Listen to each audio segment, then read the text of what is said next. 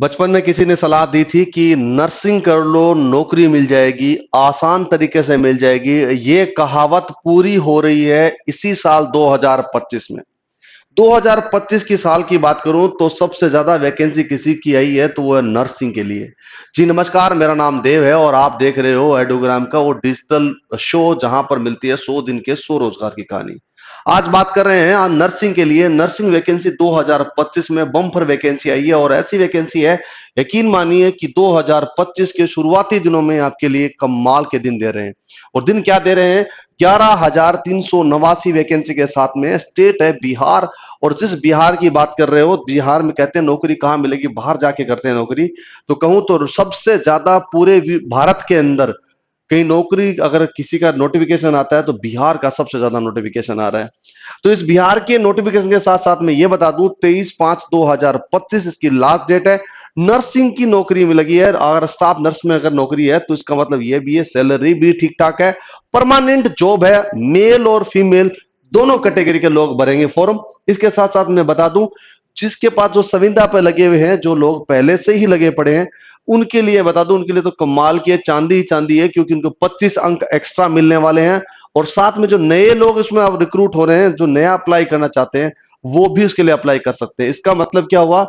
जो नर्सिंग के लिए वो तैयारी कर रहे हैं वो लोग, जो नर्सिंग की तैयारी कर चुके हैं वो लोग, दोनों लोग इसे अप्लाई कर सकते हैं। आते हैं, शुरू करते हैं इसी नर्सिंग के लिए। पूरे नोटिफिकेशन की चर्चा करते हैं और सबके बारे में बताते हैं आपको। सबसे पहले बात करता हूं, ये बिहार तकनीकी सेवा आयोग की तरफ से ये नोटिफिकेशन जारी हुआ है। और जारी होने के बाद में बोला है स्टाफ नर्स के पदों की नियुक्ति हेतु है।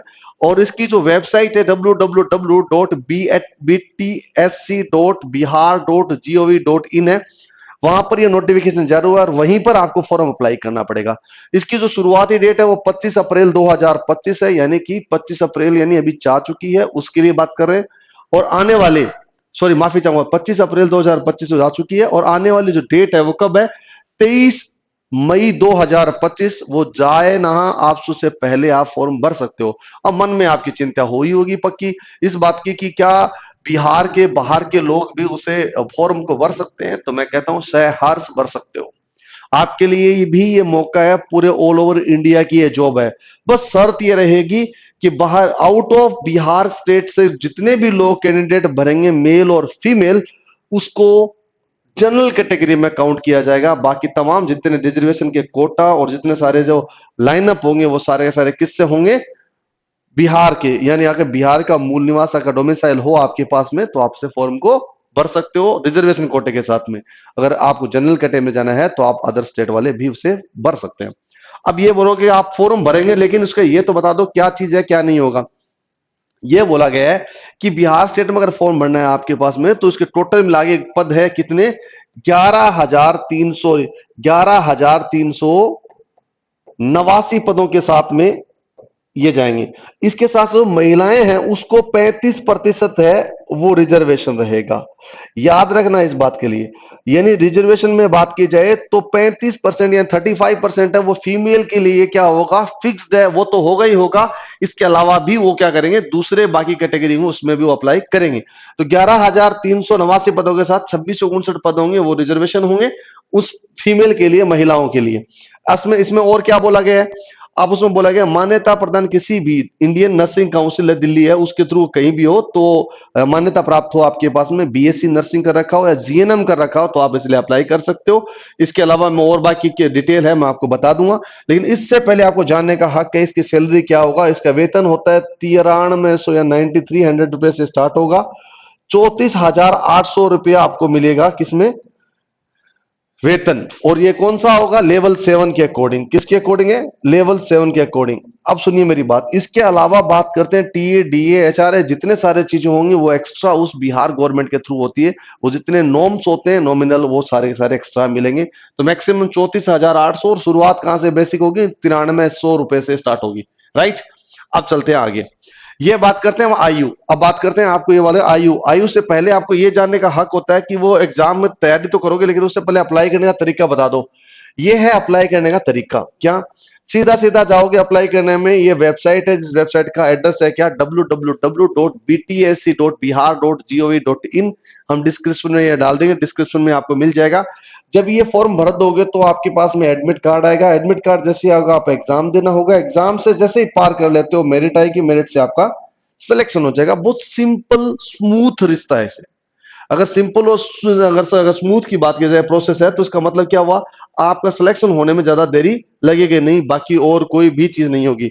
अब आप कहोगे ठीक है ये तो बताओ एज क्या होगी, उम्र क्या होगी, उस उम्र के आधार पर ही हम फॉर्म भरेंगे। तो मिनिमम ईयर यानी 21 ईयर का ओल्ड के स्टार्टिंग में अगर 21 साल से शुरुआत होगी, 21 साल से नीचे वाले लोग उस फॉर्म को ना भरे। और इसके साथ साथ में क्या बोला है, मैक्सिमम उम्र की बात करते हो जनरल कैटेगरी के लोग हैं वो 37 साल तक भर सकते हैं। कितने? जनरल कैटेगरी के मेल कैंडिडेट कितने भर सकते हैं?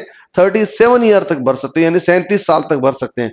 अगर वो बिहार के होंगे जनरल में, अगर बात की फीमेल कैंडिडेट है वो क्या होगी जनरल में 40 ईयर तक, यानी 40 साल तक फीमेल भर सकती है, बाहर के वो कहीं से हो, जनरल कैटेगरी में जो आती है उसमें 40 ईयर तक। ओबीसी कैटेगरी के लोगों को 40 ईयर तक भरा जाएगा और एससी और एसटी कैटेगरी लोगों को भी 42 ईयर तक भरा जाएगा। अकॉर्डिंग टू नियम, अकॉर्डिंग टू लॉ क्या कहता है, जब जनरल कैटेगरी की जो एज होती है उससे 5 साल बढ़ा के एससी एसटी आता है और प्लस 3 साल बढ़ा के ओबीसी आता है। ये इसका नहीं, सबका रूल है, यही रूल लागू होता है इसके ऊपर ही। यानी अब सीधी सीधी भाषा में बोलूं, 21 साल की उम्र से 37 साल की उम्र तक आप भर सकते हो कोर्स में जनरल कैटेगरी में, और 40 साल और 42 साल मैक्सिमम उसकी एज आपके पास मिल जाती है। अब बात करते हैं आवेदन। आवेदन करने का मतलब क्या होगा, किस तरह से आवेदन करोगे, यानी अप्लाई कैसे।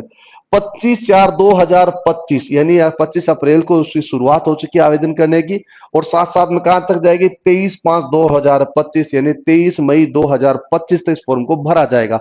इसका मतलब क्या हुआ, आपके पास डेट ज्यादा बचेगी नहीं।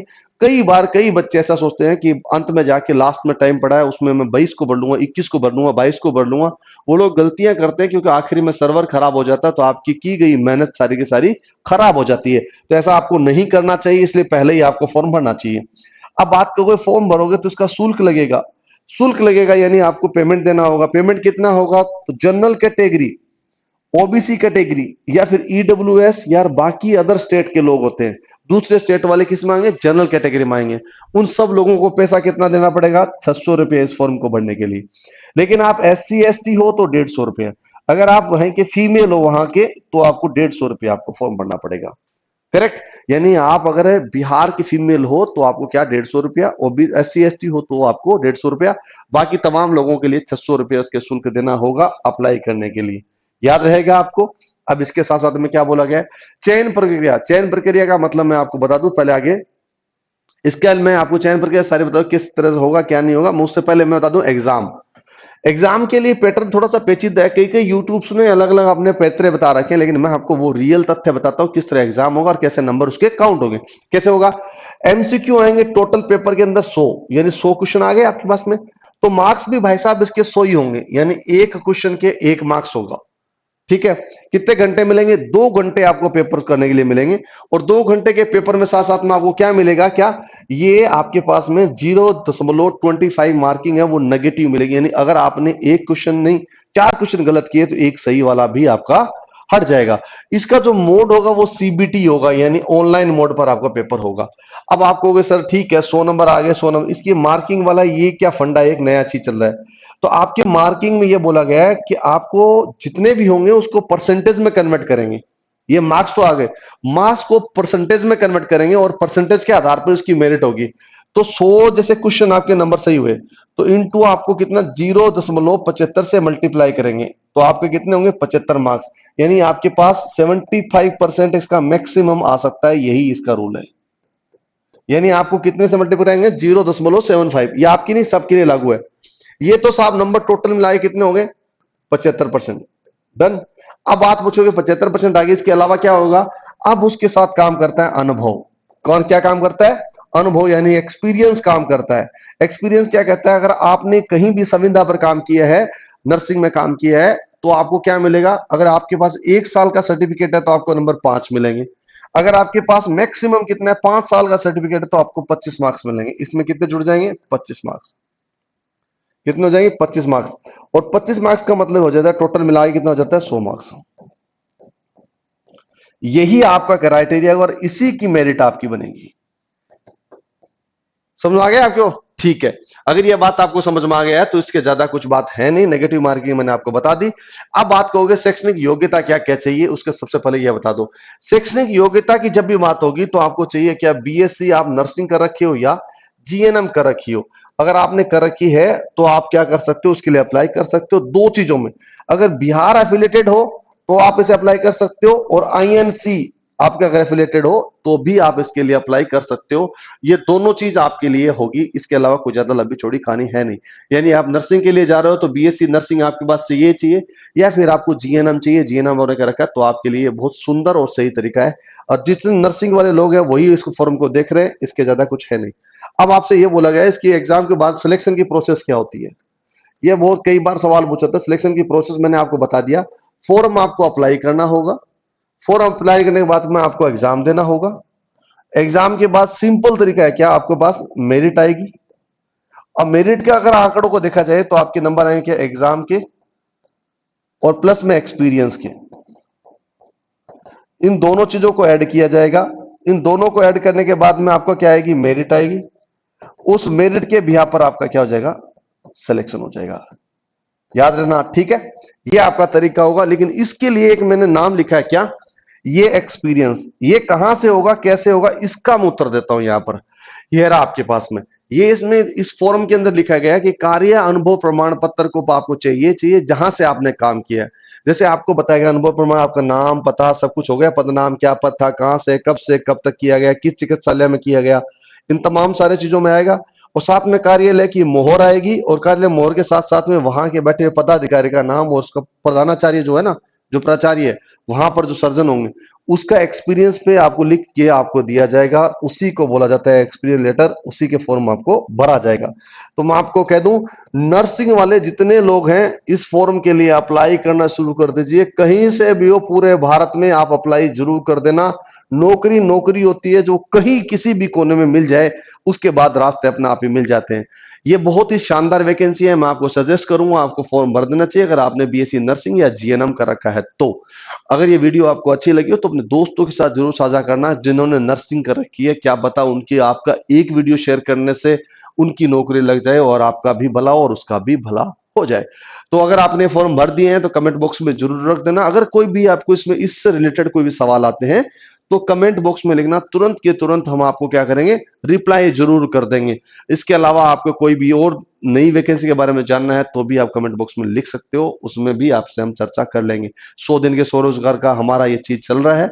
आपसे मैं ये कहूंगा कि अगर आप ये वीडियो अच्छा लगा हो तो प्लीज लाइक कर देना, प्लीज अपने चैनल को सब्सक्राइब कर लेना, ताकि और नोटिफिकेशन आपके पास मिल जाए। बहुत बहुत शुक्रिया, आपके उज्जवल भविष्य की हम कामना करते हैं। जय हिंद, जय भारत।